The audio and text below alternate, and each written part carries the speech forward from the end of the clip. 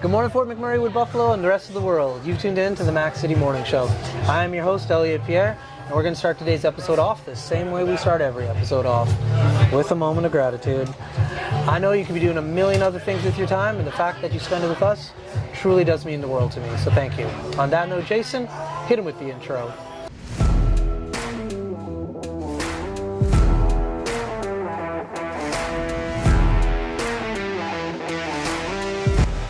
Hey, it's Keith Simpson here. I'm the general manager of Norel Toyota, soon to be Fort McMurray Toyota. Pretty excited for our new dealership. We're here to take care of you. Come on down and be part of our family. And we are back. Big shout out to our title sponsor, Norel Toyota. We really do appreciate your ongoing support. As everybody at home knows, I do not introduce my guests because they can do a better job of that than myself. So sir, can you please tell everybody at home who you are and what you're about? My name is Tyson Boyd. I work in the live entertainment industry. I'm one of the owners of the Starlite Room here in Edmonton, and we have a concert company called ConcertWorks. We do all genres, but primarily we are known particularly well in ConcertWorks through the punk, metal, and hardcore scenes. Okay, there we go. So, let's chat about it. You work at one of the iconic establishments, part owner, sorry, of one of the iconic in Edmonton. Like, I hear news stories about it. I go to this place. What's it like being the person who's putting together the vision of what people are going to spend their time with? Like, it's a cool spot, bro. Yeah, no, I mean, I'm biased, so I love it there. But, I mean, you know, in the past years, that I've been a part of it more directly. It was about July 2017. So since then, we put, we changed the downstairs. We brought a stage upstairs into the back where the temple was. Yes. And, we have downstairs as a pub restaurant. But a lot of what we do, we really try to honor the history of the venue itself and the people before us that operated it. And, I've always wished to continue its legacy. And then also just honor the history of Edmonton and, the musicians, past, present, future.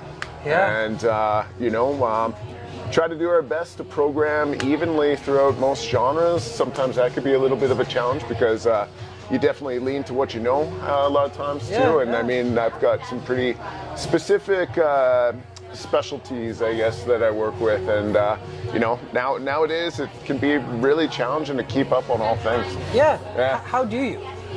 Oh, I mean, multiples of things. I kind of find actually the most organic ways to be the most effective. Yeah. So talking to people just on the streets, at the shows, and kind of finding their interests. There's a number of resources on the internet that I kind of read, and I still follow it. I kind of relate it to like looking at liner notes, like because that's how I grew up. Like I grew up in a small town in northern Alberta, and like pre-internet. That's how old I am. You'd have to like look at the liner notes, and I looked at the thank yous, and I'd see the bands that they were like into and like or toured with or that were in the pictures. I'd kind of start picking at those directions. So I kind of do that with a lot of different genres and whatnot. And just try to. I'm a music fan. I'm very passionate about it. So. I do like to kind of learn about all things. Yeah.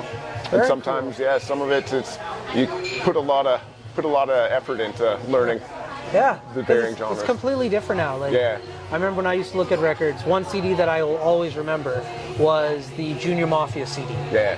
Right? I picked it up. I'm like, oh, this looks cool. It looks gangster, but like Italian gangster. Flipping it around, I'm like, oh, I know who Biggie Smalls is. Like, you start reading because you couldn't listen. You're just in the store looking. And I remember taking it back to my friend's house. His older brother came. He's like, hey, I read about them in Jive magazine. And all of a sudden now we know more about this Junior Mafia. Yeah. And then you played, and you're just like, boom. Not my favorite band or group by any stretch. Yeah. But I just remember the process of discovering music was so all-encompassing back then. Yeah, big time. So I love to talk to people now because I'm still a huge music fan. What are you using? You're not going to the store to listen. Like, are you listening on Apple? Are you on YouTube? You know what? As much as I have a problem with it ethically, I use Spotify. I mean, I buy tons of records. I like support all my favorite artists, but the thing is, Spotify is an industry tool. It's just kind of it's one of those things. I mean, whenever I'm talking with agents and managers and whatnot, they're not talking about how many records are sold that week or during the release. It's all about Spotify streams and whatnot. So for me, it's not really as much of a music player as it is like a resource. Yeah. There you go. Yeah, but again, ethically, I definitely have a problem with it. No, that's fair enough. Now, from the local scene, though, because you are a local bar, you're not only just bringing in out-of-town talent. Yeah. How do you keep your ear to the scene, not just musically, but just the vibe of, like, we're still cool? Yeah. You know? So that one's getting to be tougher for me as I advance in age, because I mean, a lot of it is going out to shows and like being an active member of the community. And I mean, I'm actively involved, but you know, I've got a lot of shows that tie me down to at the venue, and it's hard to get out to the other venues and check stuff out.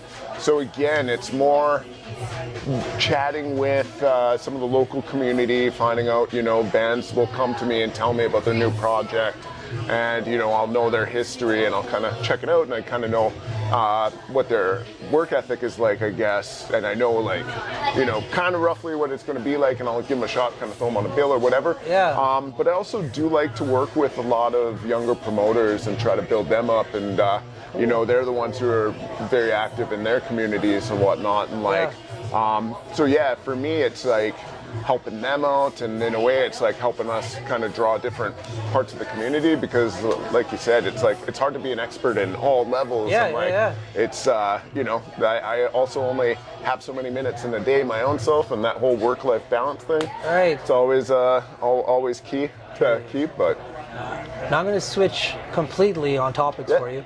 I saw you hanging out with Wobear, one of the DJs who was filming with us today, and I overheard you used to be involved in Farside or FS somehow. My partner, a lad. I met him. Yeah. I met him at Purple City. You guys had your thing. I was watching wrestling with him outside with... Oh, no way. Cool. Okay. Yeah, so a lad, he's another, like, he's a cool guy, man. He's a super cool guy. Yeah. And he's been active as an owner at the Starlite Room since the beginning of the Starlite Room, so early 2000s. Yeah. But he's massively built up community in Edmonton through skateboarding and those companies. I mean, retail has changed a lot over the years. Of course. But I mean, he was there through those key formative years of skateboarding in the 90s. Yeah. And like, and a lot of, you know, a lot of musicians all skateboard and whatnot. So it really tied in quite a bit together. But yeah, him and I crossed paths. I used to run a venue called The Pawn Shop on White Avenue. Okay. And I've been in that many times. Yeah. Okay. So they were doing concerts at the time as foundation concerts. Yeah. And I was independent, and you know, they had a partnership kind of shake up, I guess. One of the partners moved, or one of their talent buyers moved down to Manitoba.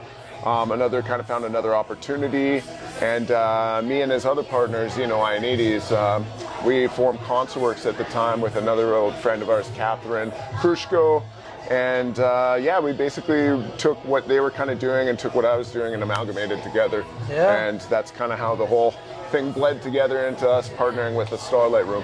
Nice. Yeah. So, skateboarder, snowboarder, what are you? Definitely more of a snowboarder. I'm a Northern Albertan. All right, let's talk about it. Where in Northern Alberta? Fairview, Alberta. Okay, we're from Fort Mac. Yeah, so I'm on the other side. On the other side of it. So yeah, I grew up in Fairview, Alberta. It's a small town. When I was there, 3,500 people. About an hour and 15 minutes north of Grand Prairie. Okay. Yeah, I finished high school in Grand Prairie. You know, I started working in the oil field. I grew up on a cattle ranch. I mean, I know a lot of people from Fort McMurray, and I think that we all kind of identify similarly. Yeah, no doubt. So when you're when you're snowboarding, what kind of board are you riding right now? Oh God, I haven't snowboarded in a while, to be honest. Okay. Yeah, it's one of those things I kind of got busy in adulthood for. So it's always something I need to go out and do more. Yeah. But no, I grew up on skis and then snowboard. Yeah. I remember when snowboarding was just fairly new. Yeah. I have some garbage old snowboards that like, because it was so new, like I just got rid of it and it broke my heart. It was a skateboard with 4 fins on the bottom of it. And then it had like a plastic thing that you put your foot on. It was a death trap. This thing, the bearings, it was, and my wife, she's just like, you gotta get rid of this. You're never using it again. I'm like, yeah, but that's like old snowboard culture right there. Like I got boards that I want to look at But for sure, like it was very different back then. I remember like black snow or something. Yes, like that's, what you're talking to reminds me of like those black snowboards. And then I remember like the first edge board that I got, and like it was a very new thing at the time. And like now it's like light years ahead of what those times were like. I'd go to hills and mountains. They'd be like, "You're not allowed." Like I remember in Fort Mac, you couldn't snowboard, but you could bring your GT. Oh yeah. And I'm just like, I can ski or bring my GT, which the brakes on that, I'm going to destroy your hill. Yeah. But I can't snowboard yet? They're just like, no, we don't. For whatever reason. Yeah. Anyways, Jason, he gave me the swirly sign. That means we are out of time, unfortunately. All right. But before I cut you loose, you get a shameless shout out or plug. So you have the mic, the camera, the lights. Have fun. I mean, if anyone here has never been to the Starlite Room, come check it out. It's a really cool space. We're celebrating 35 years this year. It's in a historic building, 100 years old. Again, I'm biased, but I love it. There we go. Awesome. Well, for McMurray with Buffalo, the rest of the world, that's been another episode of the Mac City Morning Show. From the bottom of my heart, thank you very much for tuning in. Big shout out to our title sponsor, Neural Toyota, as well as Carrie from Patchouli Rose and the beautiful people at Coldwell Banker. I hope everybody's having a great day, and we'll see you tomorrow. Peace. There you go, man. Good job. Hi, everyone. It's Carrie with Patchouli Rose here at Thickwood Barbershop. If you're wondering what to get your loved one this season for Valentine's Day, I make an all-natural anti-aging skin serum called Good Skin. It's good for men and women, and it's available for purchase here at the barbershop, downtown at the Corridor Shops and Events, and on my website. Thank you for your support.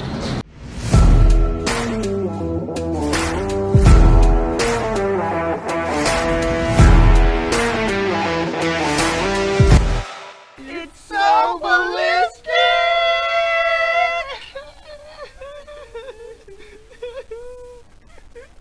Talk about quenching your ugly thirst.